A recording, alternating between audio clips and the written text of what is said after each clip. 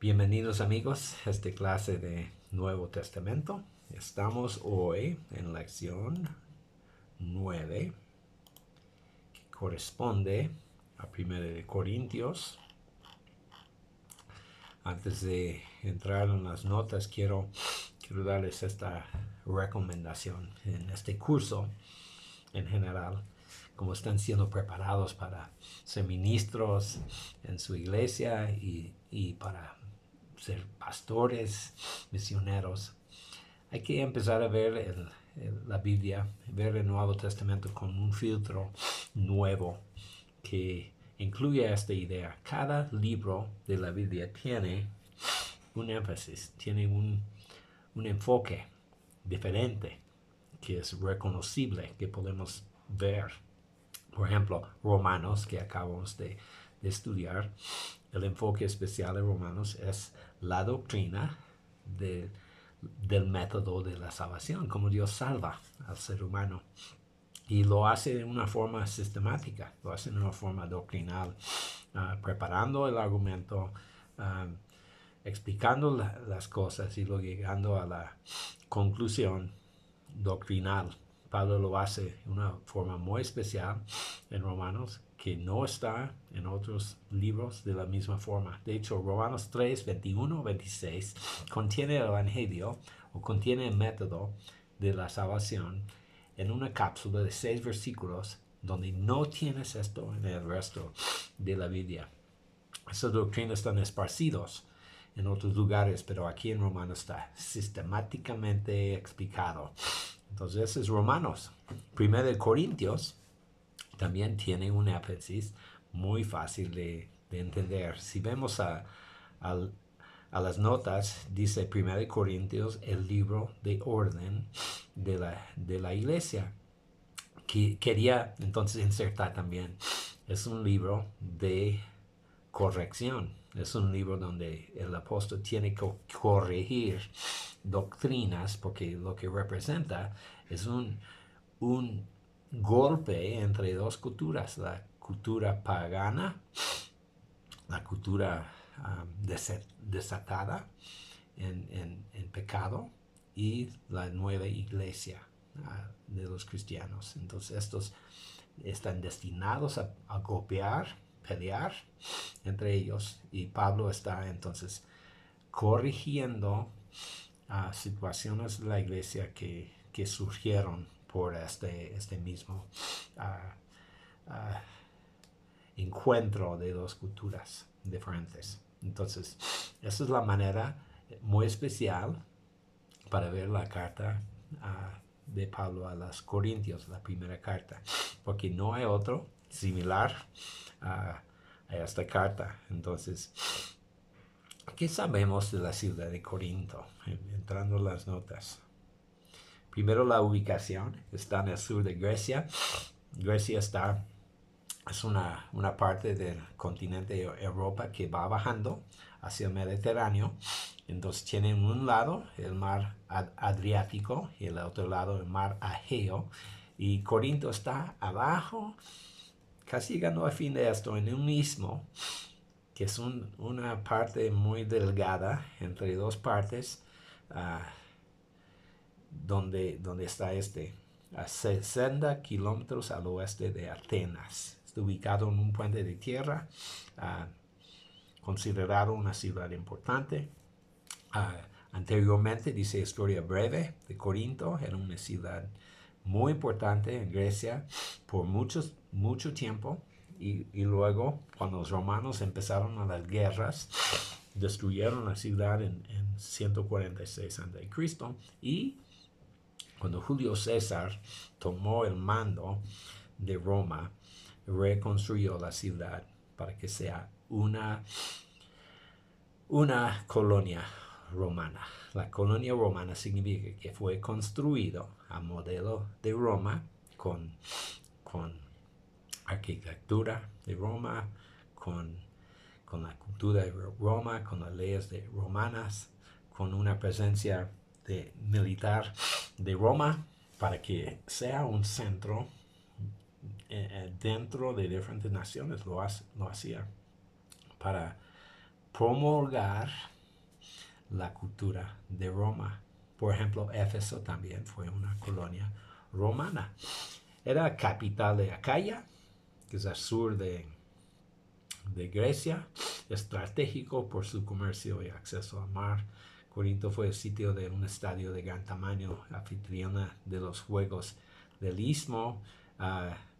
Si brincamos de este bosquejo, regresamos a esto. Construyeron un camino de transportar barcos por tierra, de mar a mar, de Adriático a Egeo.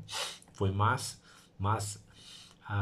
fácil subir los barcos por la colina y ir al otro lado que navegar alrededor, porque costaba más tiempo, más dinero y era más peligroso navegar en estos tiempos.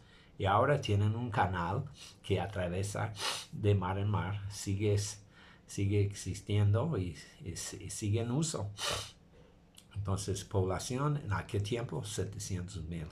Y para nosotros tenemos que decir, wow, es una ciudad muy grande. Probablemente Roma es la única ciudad más grande que Corinto en aquel tiempo. Fue un centro multicultural, conocido por su inmoralidad. Los marineros y vendedores y los que visitaban eran víctimas de la prostitución, porque en la colina de la ciudad había un templo de Afrodita, la diosa de amor.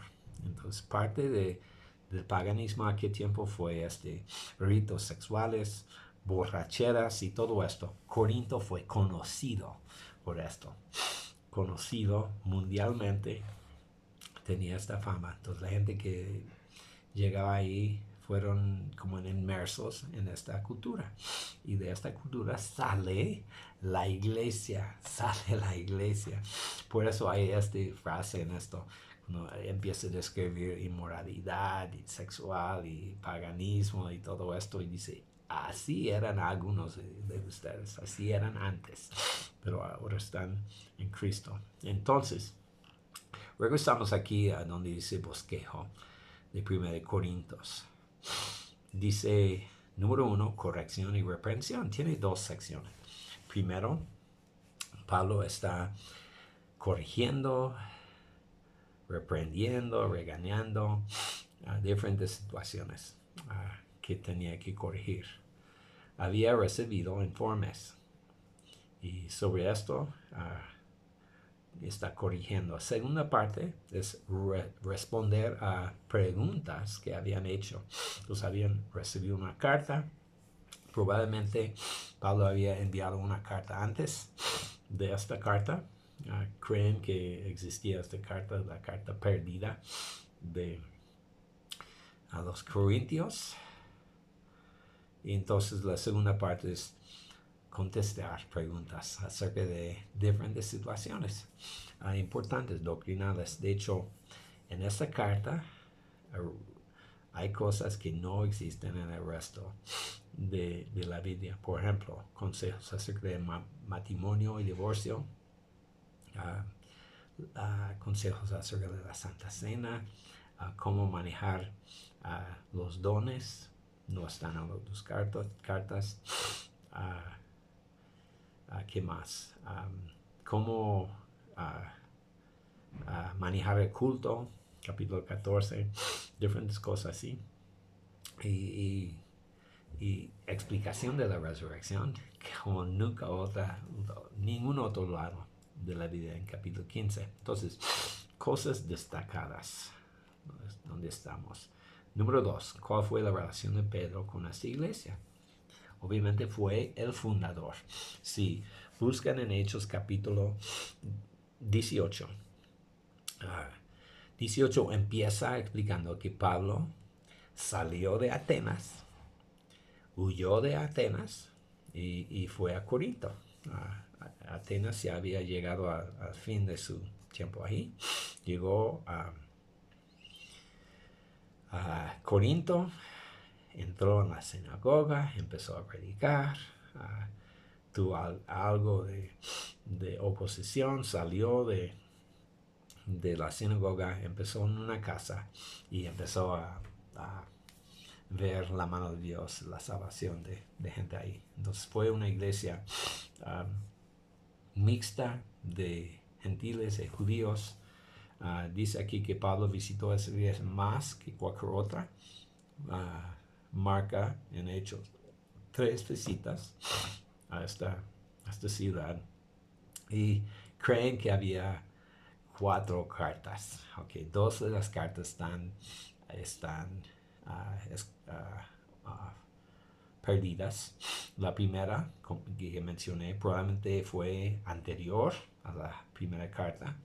Y luego entre la primera y segunda carta que tenemos, probablemente había otra carta, porque Pablo lo menciona en 2 de Corintios, que se llama la carta severa, la carta donde él realmente estaba muy, muy fuerte en su reprensión de personas principalmente, entonces, y de pecado que estaba en la iglesia.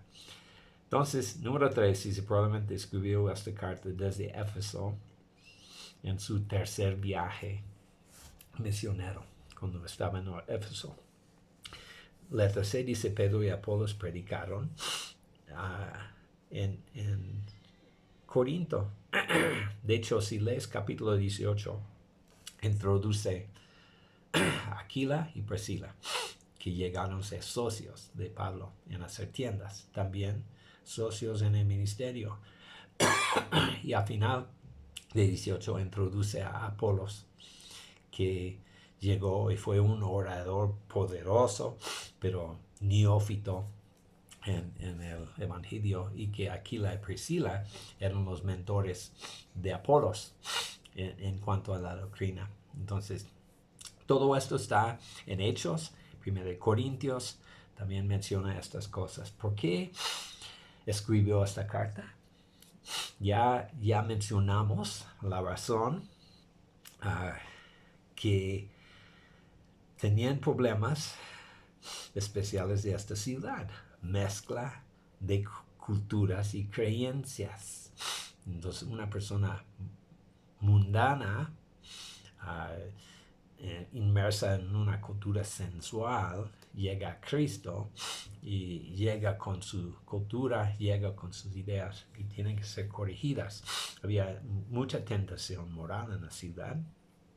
Entonces, la cultura fue satisfacer los deseos sensuales. Suena muy parecido a algo que estamos viviendo hoy en día. Entonces, B, el asunto principal tenía que ver con la inmoralidad en la iglesia. Entonces, capítulo 5 ataca esta situación que vamos a ver en un momento.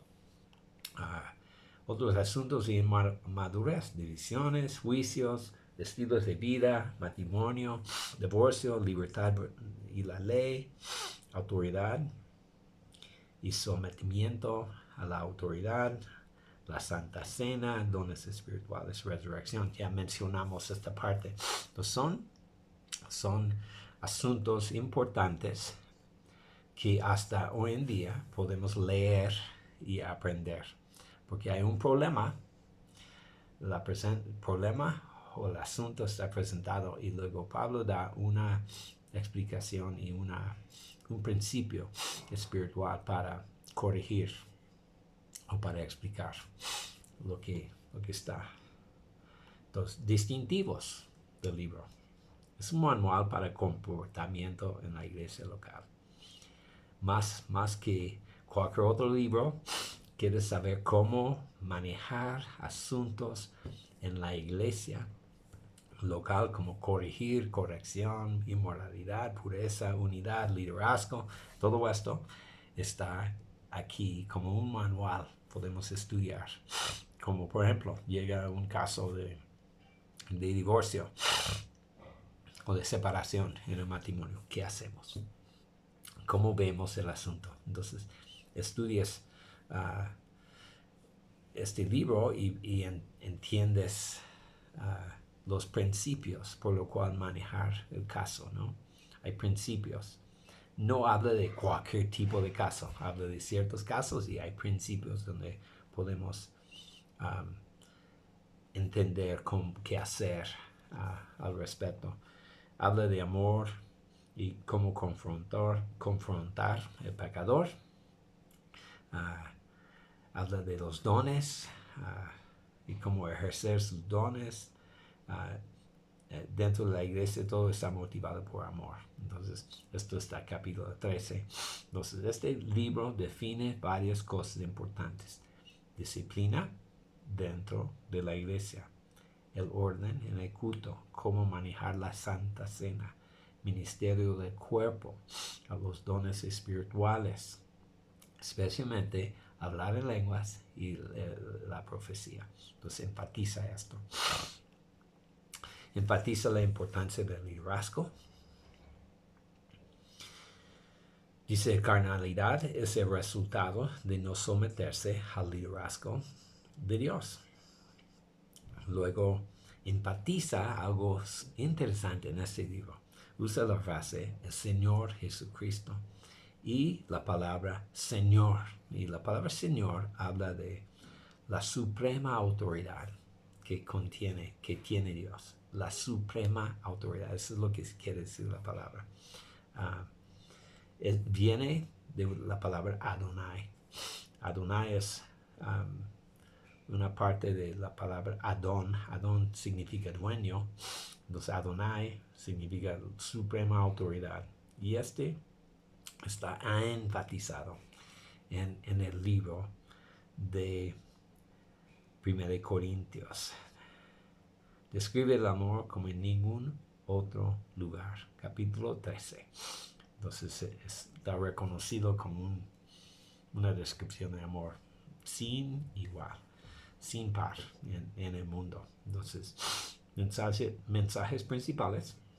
Vamos a ver esto y luego vamos a abrir el libro un rato y ver algunos pasajes. Dice, reconocer el señorío de Jesucristo es la clave para la división en el cuerpo y no el hombre. Entonces, vamos a ver esto en capítulo 1 y 2, que este fue el pleito. Yo sigo a Pablo, yo sigo a Apolos, yo soy de Pedro. Y dice aquí que todos seguimos a Jesús, ¿verdad? La iglesia de Dios tiene que ser edificada sobre la sabiduría y poder de Dios, no del hombre. El hombre no es el centro. Dios es la clave. El orden de la iglesia viene de Dios y tiene que estar sometido a Él, no el hombre. Lo que edifica la iglesia son la doctrina sana y el uso de los dones espirituales motivado por amor. En versículos claves, entonces vamos a ver esta lista y luego vamos a abrir la Biblia y ver algunos pasajes. La cena del Señor, los dones espirituales, capítulo 11, capítulo 12, capítulo 3, capítulo 14 y 15. 11, 12, 13, 14 y 15 son enfocados en temas principales. La Santa Cena, los dones espirituales, recuerden cómo empieza. Y cuando los dones, no quiero que se ignoren este asunto. El amor, debo mostrar un camino más excelente. El amor, orden en el culto. El 14 habla de esto, de cómo manejar los dones en el culto, y la resurrección en capítulo 15. Casi todo el capítulo está dedicado a ese tema. El poder de Dios en capítulo 1, 24, sabiduría de Dios, 24 a 30, justificación, santificación, redención. Es un versículo interesante porque menciona todo esto en un solo versículo. El amor de Dios, capítulo 13, la resurrección, igual. Entonces, ¿por qué no abrimos nuestra Biblia por un momento para ver algunas cosas en este libro? El capítulo 1 empieza con la introducción común de saludo, de normal de las cartas de antigüedad. Da un mensaje breve a la gente y luego en versículo 10 empieza. Les suplico, hermanos, en el nombre del Señor Jesucristo, que todos vivan en armonía, que no haya divisiones entre ustedes, sino que se mantengan unidos en un mismo pensar y en un mismo propósito. Entonces este es el primer tema que va a atacar. Sin duda uno de los más importantes, porque si una iglesia está en pleito y rivalidades, entonces no va a ningún lado. Mira lo que dice versículo 11. Les digo esto, hermanos míos, porque algunos de la familia de Chloe me han informado que hay rivalidades entre ustedes. Me refiero a que unos dicen, si yo sigo a Pablo, otros afirman, yo a Apolos, otros yo a Cefas y otros yo a Cristo. Entonces aquí tenemos la idea. Okay. Pablo fundó la iglesia. Y luego cuando salió, Apolos llegó a ser uno de los maestros importantes. Obviamente Cefas, Pedro, estuvo ahí también, entrando. Y luego yo a Cristo. Entonces, un pleito, una rivalidades entre ellos. ¿Quién vamos a seguir? Y Pablo dice, ¿cómo está dividido Cristo? ¿Acaso Pablo fue crucificado por ustedes? ¿O fueron bautizados en el nombre de Pablo? Entonces él va a corregir esto.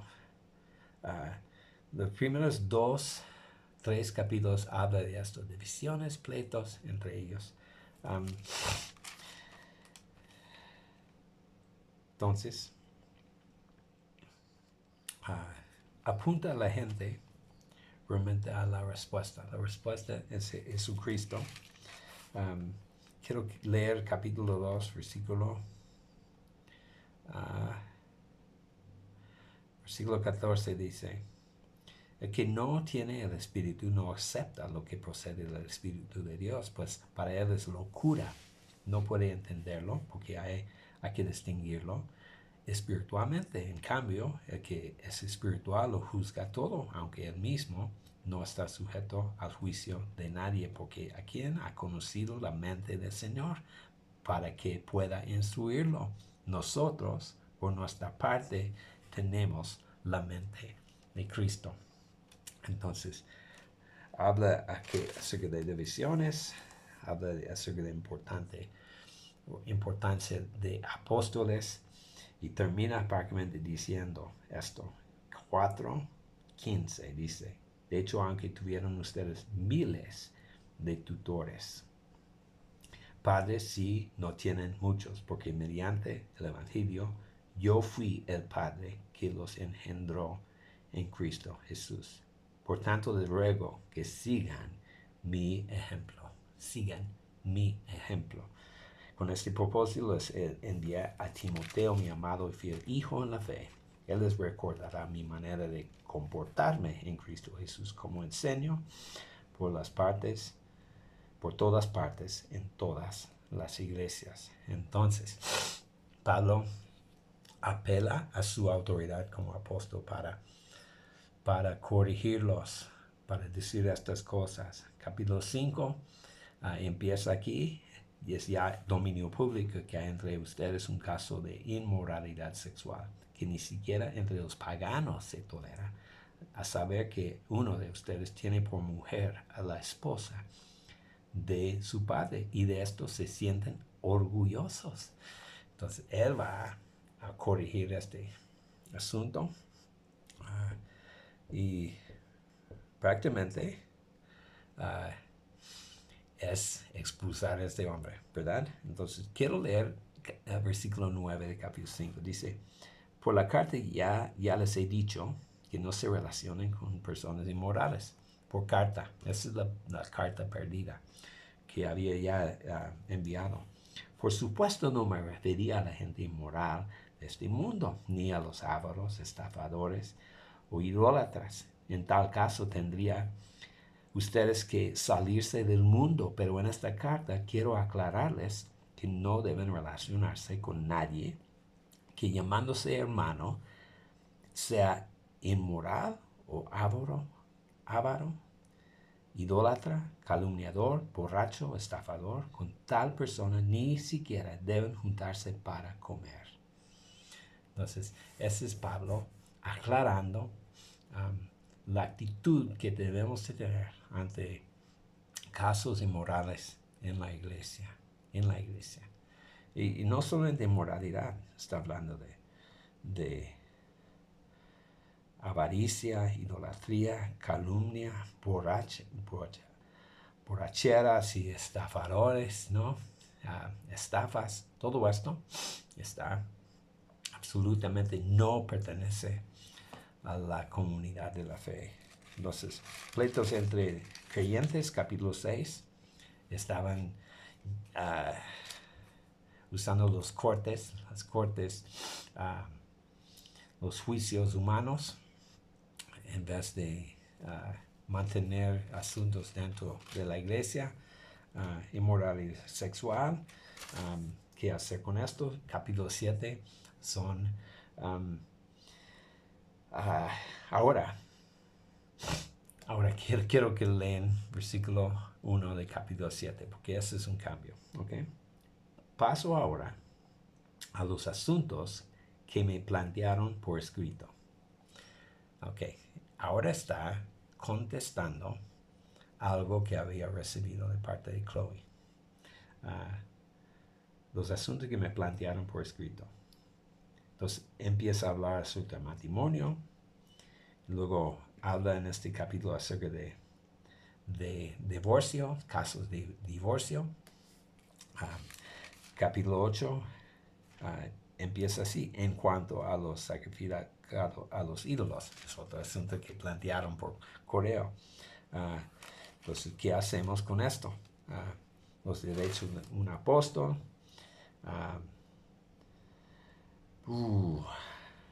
Fiestas de idólatras, la cena del Señor, decoro en el culto, libertad de creyente, la cena del Señor. Este es capítulo 11, al final, da instrucciones de cómo manejar la cena del Señor y algo de corrección. Luego, capítulo 12, en cuanto a los dones espirituales, otro asunto que preguntaron, ¿qué onda con los dones? Él explica esto. Y luego, ahora les voy a mostrar un camino más excelente. Y capítulo 13 habla del amor. Amor es paciente, bondadoso, no es envidioso, ni jactancioso, ni orgulloso, etc. Y luego capítulo 14 se enfoque en el don de lenguas y profecía. ¿Qué manejar entre estos dos? ¿Qué onda de lenguas? La iglesia, cómo se maneja y el don de profecía. Entonces finalmente dice el que profetiza, 5 dice, quisiera que todos ustedes hablaran en lenguas, pero mucho más que profetizan. El que profetiza avanteja al que habla en lenguas, a menos que éste habla también interprete, para que la iglesia reciba edificación. Entonces, da instrucciones de cómo manejar el asunto de lenguas y de profecía en la iglesia. Entonces, prácticamente es esto. El que habla en lenguas, estamos hablando de hablar en público, como dirigir la palabra a la iglesia. Si no hay intérprete, no hablan en lenguas, usa la profecía. Luego, el último capítulo, o penúltimo, 15, dice, habla de la resurrección. Ahora bien, si se predica a Cristo, ha sido levantado de entre los muertos, como dicen algunos de ustedes que no hay resurrección. Si no hay resurrección, entonces ni siquiera Cristo ha resucitado. Y si Cristo no ha resucitado, nuestra predicación no sirve para nada. Y más resultaríamos falsos testigos de Dios por haber testificado que Dios resucitó a Cristo, lo cual no habría sucedido si en verdad los muertos no resucitan. Entonces, es una defensa de la doctrina de la resurrección. Entonces, termina la carta con diferentes asuntos, encargos personales, saludos finales. Entonces, esa es la carta de 1 Corintios, mucha doctrina importante para la iglesia y mucha corrección. Entonces, vamos ahora a la siguiente lección, que es la carta de 2 de Corintios, cualificaciones del ministerio. Cualificaciones. Entonces, vamos a ver algo interesante, importante. Esta carta, ¿cómo vemos que es el filtro?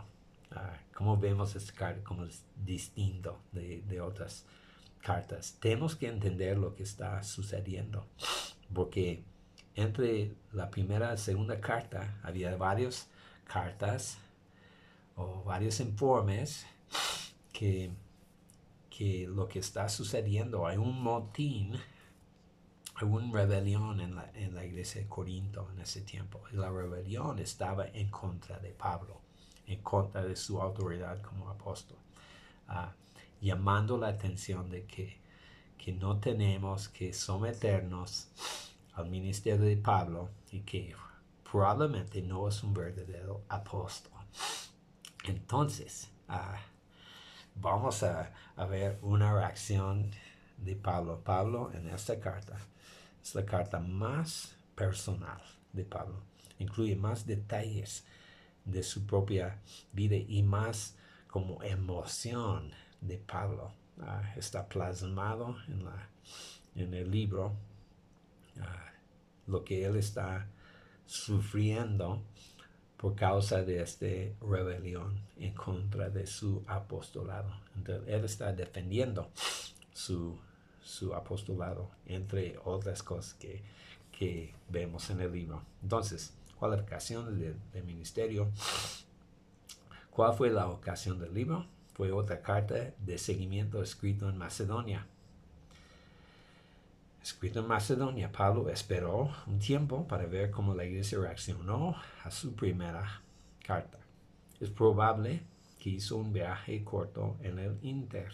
Pablo los agradece por su obediencia. En esta carta habla de otros asuntos que no tocó en la primera carta. Fue contestando falsos maestros que habían infiltrado la iglesia. Este fue común en el ministerio de Pablo. Entonces, vemos aquí citas donde Pablo abiertamente va en contra de estos falsos maestros y falsa doctrina. Para lograrlo, estos maestros llaman a Pablo un falso apóstol. Acusaron a Pablo por no cumplir su palabra en venir. Pablo contesta esto en capítulo 1. Acusaron a Pablo de no enfatizar obras. Y Pablo contesta esto en capítulo 4. Dijeron que no era apóstol. Pablo contesta esto en capítulo 12. Le acusaron de ser orgulloso. Pablo contesta esto en capítulo 10. Atacaron su apariencia y modo de hablar. Entonces Pablo no dice que no, pero da respuestas a todo esto. Fue una defensa de su derecho de autoridad en la iglesia. Pablo explicó por qué no podía venir, porque este fue parte de la acusación. Mira que dijo que iba a venir y no vino, y entonces no podemos confiar en Pablo.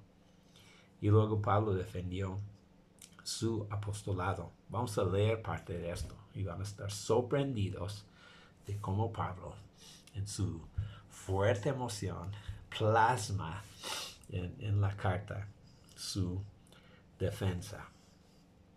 Pablo usa sus sufrimientos como la prueba más importante de esto. Temas principales.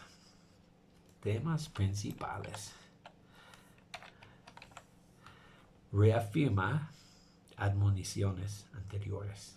Reafirma algunas de las cosas que habló en la primera carta. Defensa personal de su ministerio. Defiende su ministerio en esta carta. Y el mensaje de la reconciliación que vemos capítulo 5. ¿Sí? Entonces, letra D contrasta la debilidad del hombre con el poder de Dios. Y esto lo hace en muchos diferentes lugares en el libro. Vemos en capítulo 1, 3, 4, 5, 6, 7, 11, 12 y 13. Usa su vida como patrón de liderazgo de siervo. Pablo se dio cuenta de que era un modelo y animó a otros a seguir su ejemplo. Y este es un tema que va surgiendo vez tras vez en el ministerio de Pablo, en las cartas de Pablo. Imítanme a mí, mientras yo imito a Cristo. Este está en 1 Corintios, pero está a través de todo su ministerio. Entonces aquí una lista de diferentes cosas que él dice que tienen que tomar en cuenta acerca de su propia vida. Entonces, muy importante que nosotros como líderes seamos un ejemplo. De hecho, esa es una frase muy común. Sea un ejemplo. Y él a través de su ministerio dijo, he sido un ejemplo. Ustedes han seguido mi ejemplo. No solamente no han escuchado, me han escuchado enseñar, han seguido mi ejemplo de mi conducta, de mi hablar, de mi fe, de mi estilo de vida, de mis sufrimientos. Han sido testigos de todo esto. Entonces, un ejemplo. Número 3, lo que destaca el libro. Letra A es la carta más personal del apóstol Pablo. Lo mencionamos, pero aquí tenemos más detalles. Habla de cómo escapó Damasco. Este es al principio de su vida cristiana. Su visita al cielo, es el único lugar donde menciona esto, que fue llevado al tercer cielo. Dice, prácticamente dice, no sé si era un sueño o una visión o en persona, pero él tiene detalles de esto. Dijo, no me es posible explicarlo. Comparte sus luchas. Menciona en capítulo 2 un aguijón en el cuerpo que no le fue quitado. Que Dios dijo, basta con mi gracia. Sus sufrimientos en el ministerio, varias veces hace una lista de cosas que tenía que sufrir. Cuenta algunos asuntos personales, como su elocuencia y su estatura. Entonces, muy interesante, porque en las dos cartas de Corintios menciona esto, que no estuve entre ustedes elocuente, sino con el poder de Dios. Entonces, tal vez no era un orador tan impresionante, pero Dios respaldaba su ministerio. Letra B sirve como modelo para dar ofrendas. Y este es capítulo 8 y 9. En ningún otro lado en la Biblia va a tener una explicación tan importante de las ofrendas y de dar, como en 2 Corintios 8 y 9. Súper interesante. Aquí tienes una lista de que serviría como una enseñanza si quisiera dar una enseñanza sobre cómo dar liberalmente, más allá de tu habilidad, dando primero tu vida, siendo abundante, siendo generoso, sembrando, lo haces con propósito. Todo esto está plasmado en este capítulo. Y lo que es Pablo apelando a la iglesia de Corinto de seguir el ejemplo de Macedonia. Sigue su ejemplo, porque son un ejemplo increíble, porque eran pobres y todavía daron. Estaban pasando mucha necesidad, pero dieron generosamente. Entonces aquí es donde vemos esto, que siembra poco, cosecha poco, que siembra mucho, cosecha mucho. Y todo está esto, la ley de sembrar en un contexto de dar ofrendas a Dios. A la tercera enfatiza Satanás y su obra. Lo llama el Dios de este mundo. Lo llama la serpiente. Lo llama ángel de luz. El adversario busca corromper sus mentes, ciegar los ojos. Estamos en una guerra espiritual.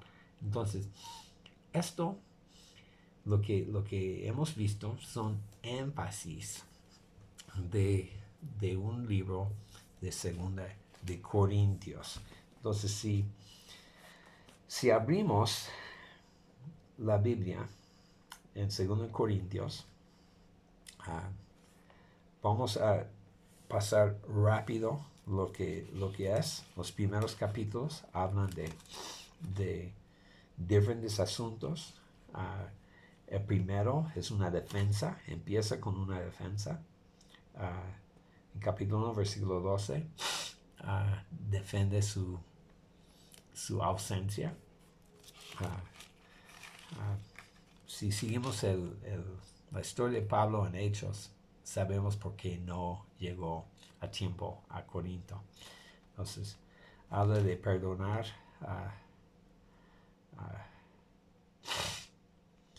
el pecador. Quiero que vean esto. Capítulo 2, versículo 5 dice: si alguno ha causado tristeza, no me la ha causado, solo a mí.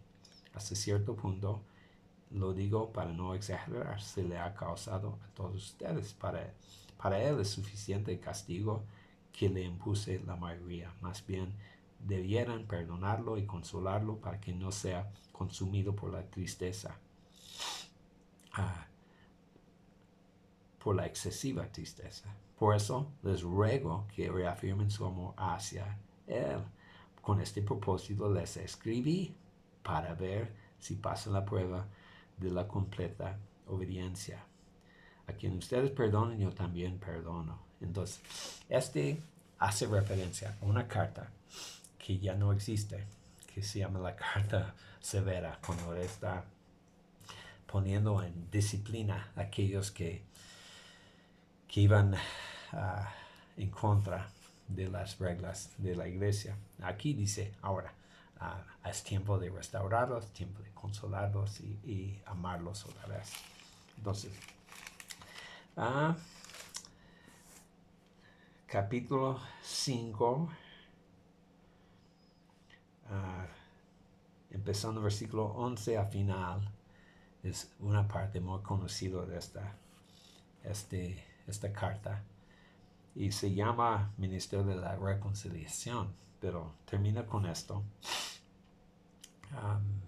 Versículo 17, tal vez versículo más famoso del libro. Por lo tanto, si alguno está en Cristo, es una nueva creación. Lo viejo ha pasado, ha llegado ya lo nuevo. Entonces, va a interpretarlo ahora, lo que está diciendo. Todo esto proviene de Dios, quien por medio de Cristo nos reconcilió consigo mismo y nos dio el ministerio de la reconciliación. Esto es, que en Cristo Dios estaba reconciliando al mundo consigo mismo, no tomándole en cuenta sus pecados, encargándonos a nosotros el mensaje de la reconciliación. Así que somos embajadores de Cristo. Entonces, muy famoso, muy importante pasaje en el libro de 2 de Corintios. Capítulo 6 empieza como una defensa de Pablo, ¿ok?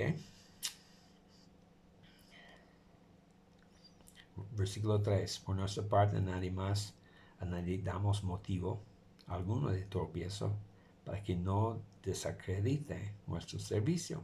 Más bien, en todo, con mucha paciencia nos acreditamos como servidores de Dios, en sufrimientos, privaciones, angustias, azotes, cárceles, tumultos, trabajos pesados, desvelos, hambre. Servimos con pureza, conocimiento, constancia, bondad, en el Espíritu Santo y en amor sincero, con palabras de verdad, con el poder de Dios, con armas de justicia, tanto ofensivas como defensivas, por honra y por deshonra, por mala y por buena fama, veraces, pero tenidos por engañadores, conocidos, pero tenidos por desconocidos, como moribundos, pero aún con vida, golpeados, pero no muertos, aparentemente tristes, pero siempre alegres, pobres en apariencia, pero enriqueciendo a muchos, como si no tuviéramos nada, pero poseyéndolo todos.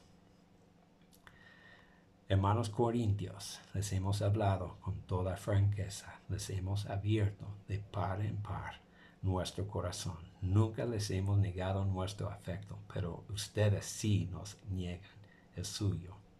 Entonces, ¿qué está diciendo aquí? Está abriéndose de par en par, apelando a ellos, que los amamos. Mira lo que hemos vivido, mira lo que hemos sufrido por ustedes. Lo hacemos por ustedes, lo hacemos porque los amamos, y lo que está intentando hacer es rescatar la relación paternal que tiene con este grupo, con esta iglesia.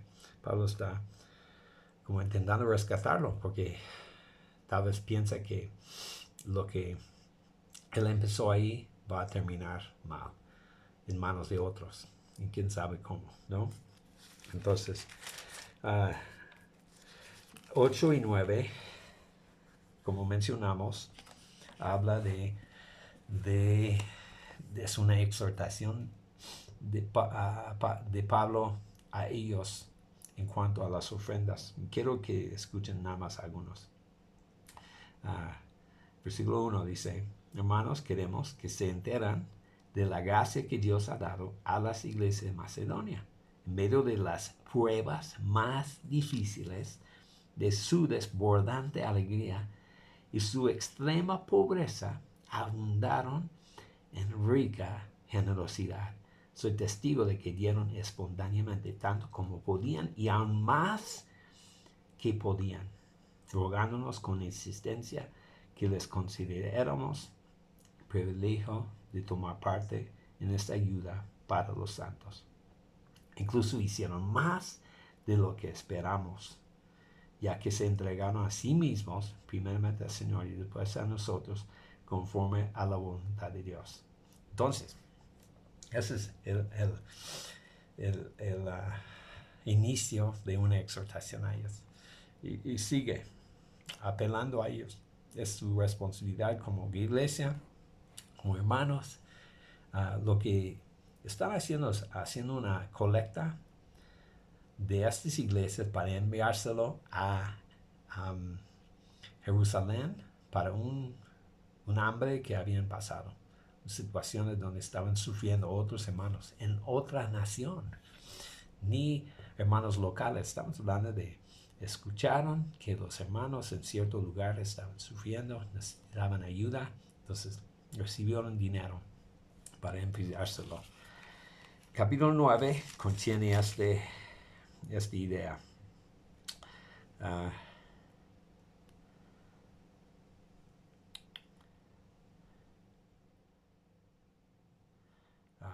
9:6 dice: el que siembra escasamente, escasamente cosechará, y el que siembra en abundancia cosechará. Cada uno debe dar según lo que haya decidido en su corazón, no de mala gana ni por obligación, porque Dios ama a que da con alegría. Y Dios puede hacer que toda gracia abunde para ustedes, de manera que siempre, en toda circunstancia, tengan todo lo necesario y toda buena obra abunde en ustedes. Entonces, esto está en capítulo 9, hablando de dar ofrendas. ¿Está bien? Capítulo 10, Pablo defiende su ministerio. Capítulo 11, también.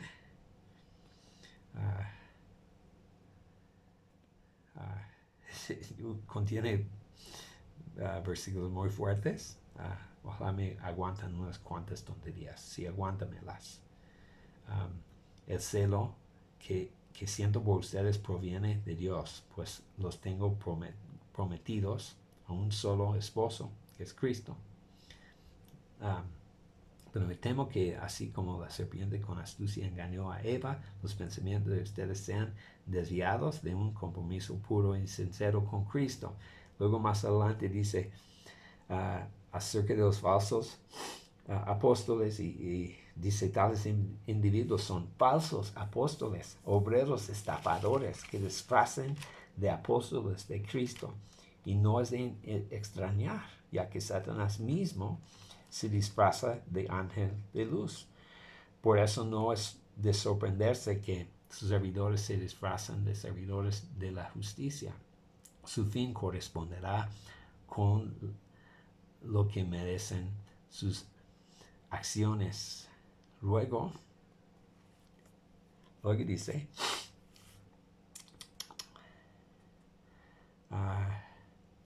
versículo 21, para vergüenza mía, confieso que hemos sido demasiado débiles. Si alguien se atreve a dárseles de algo, también yo me atrevo a hacerlo. Yo digo como un insensato. ¿Son ellos hebreos? Yo también. ¿Son israelitas? También yo. ¿Son descendientes de Abraham? Yo también. ¿Son servidores de Cristo? ¡Qué locura!